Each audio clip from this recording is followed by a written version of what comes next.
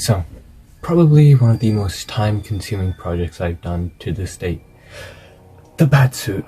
The Batsuit has taken me about 2 months. 2 months to make, buy all the stuff, put together, and, trials, and the cape. The cape took way too long, but the whole idea essentially started out from this video.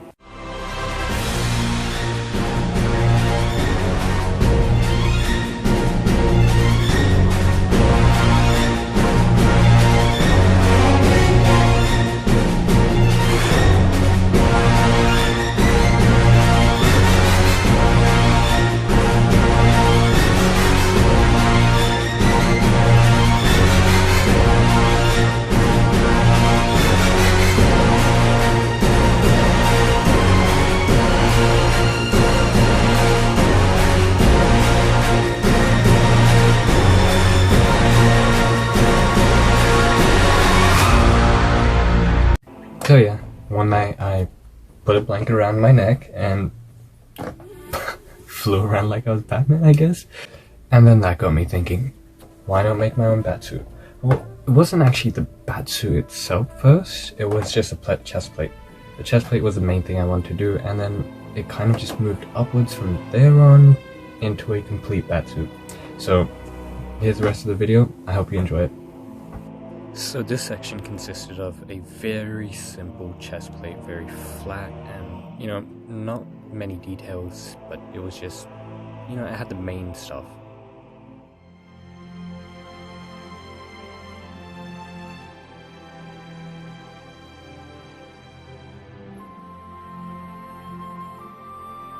So this was a chest plate finish, and it wasn't really glued down, but I had the batarangs done on the chest, and yeah, I think it turned out pretty good.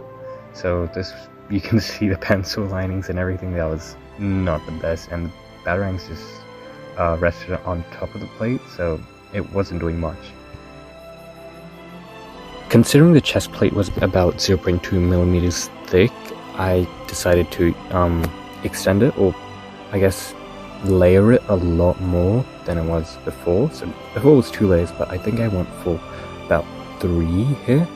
And I ended up making an actual depth area where the batarang could sit with actual steel behind it and magnets on the batarangs.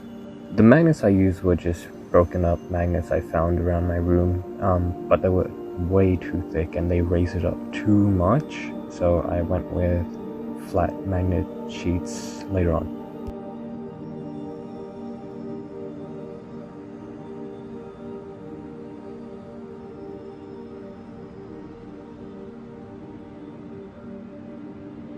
After getting the first version done, I asked around and I took some recommendations from my friends, and they said that I should raise it a lot more, and I agreed because look, it was very, very thin, so it definitely needed the padding for the realisticness. Realism, my bad.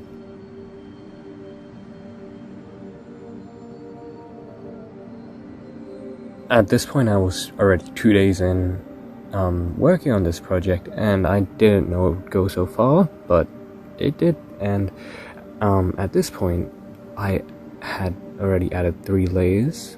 3 layers? Yeah, I'm pretty sure it was 3 layers. So 3 layers to the chest plate, and the batarang sat really well at this point. With every success arises another problem. At this point, the chest plate was really good, but it lacked the detail, so it was still very flat without details, and I decided I needed to get it more movie accurate. So I continued to add more details to it over time.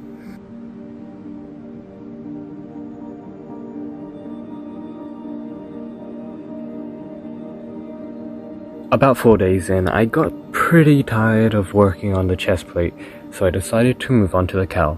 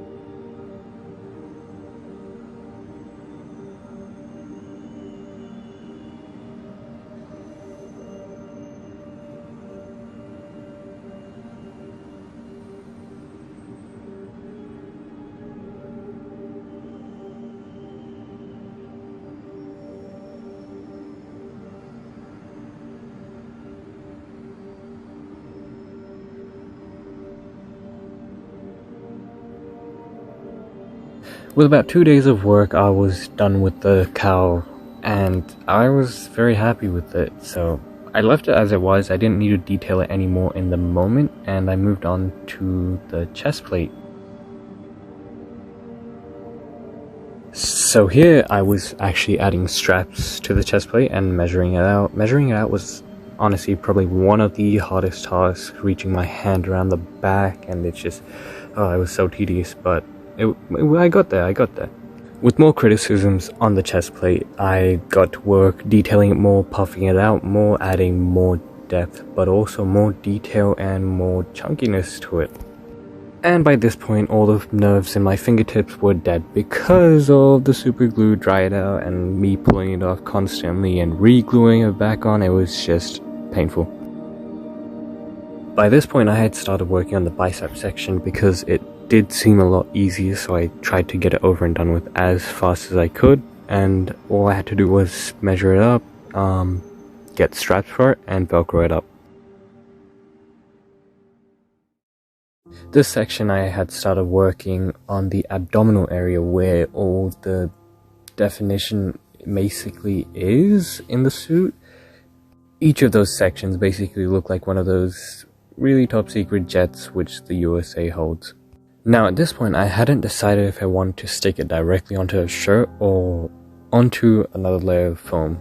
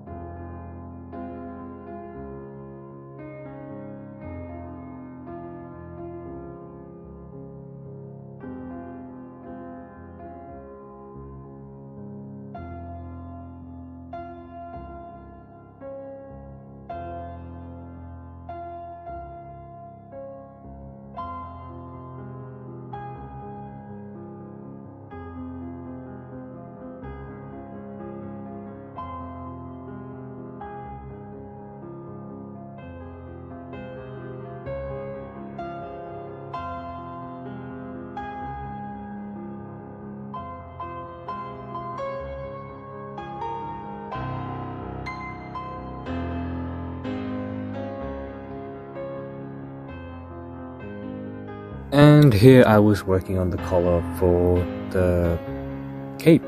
I'm pretty sure it's a cape, yeah, the cape. So the collar would sit on the shirt, which I decided to not stick the abdominals on, and the cape would go on top of it, so it would not go anywhere and it would stay in place.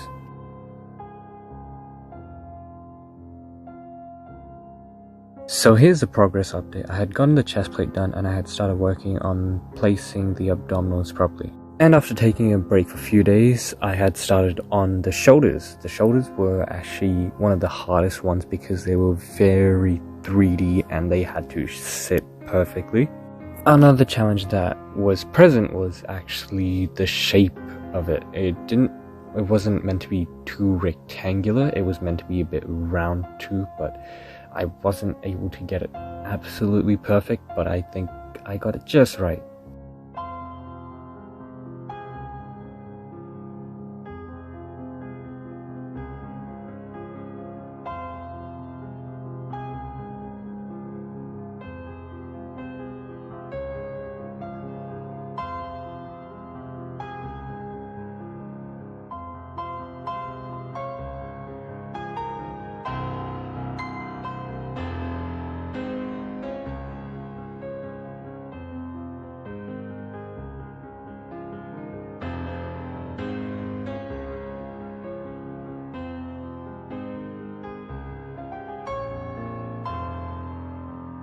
From here on out, I started getting a lot of metal chunks out and steel chunks out and started actually integrating them into the suit because I was like, you know what, let's just make this functional for the sake of it. And yeah, that was a good idea.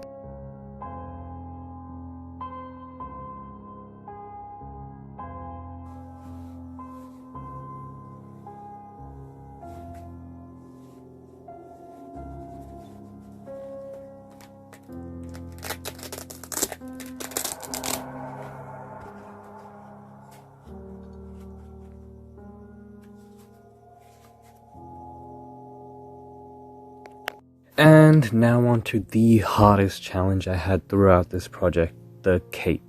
So at first I started off working with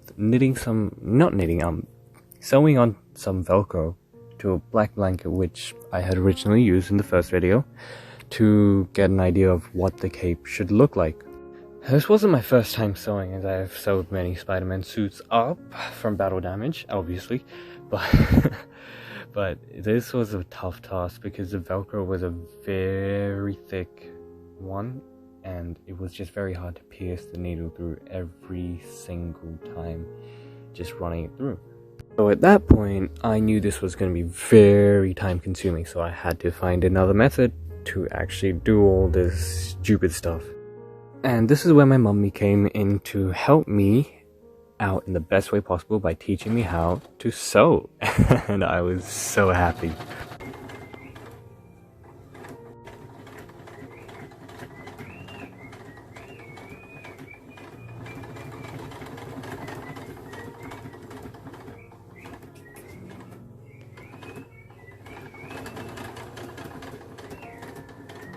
With the cowl sitting on my desk for way too long, I decided I should add more details to it by putting all the stitches through it, and yeah, that was way too time consuming. So I put the cowl down for a while again and went out to buy some more fabrics. Actually, not buy some more, buy a fabric, and this was the closest one I could get to looking like leather but not being as heavy as leather.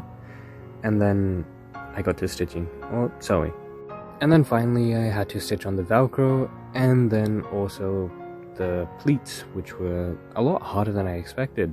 While I was learning how to use a sewing machine, I decided why not learn how to use an overlocker too, and that was a lot harder than a sewing machine because you had to use so many different threads and thread them through different needles. And over here I started working on a leather belt, which I had before, so I just started cutting it up, sewing it up, and adding buckles onto them, so ease of access, or well, easy to take off. At this point I was working my way down and I ended up at the knees, so I decided why not sew some stuff out for the knees too. Some more stitching of the cowl. Also for the forearms, I did do those off camera, I forgot to record those. I did add a lot of metal onto them. Very accurate, well not accurate, very similar to the movie with the whole dart thingy, but not darts, just steel.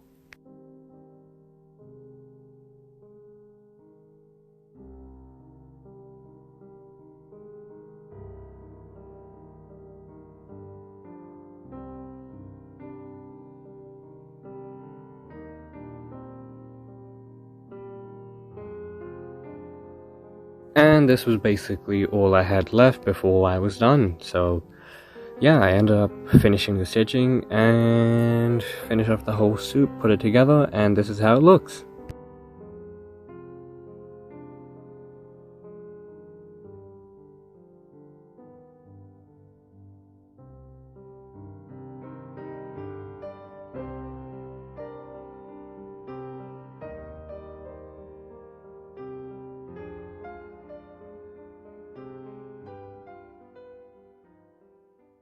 If you guys made it to the end, thank you for watching. I really appreciate it a lot. It really means a lot to me. And if you guys do want to see the cinematic I made, it was really short, 2-minute cinematic. Yeah, that's on my channel somewhere. But thank you for watching. I really appreciate it.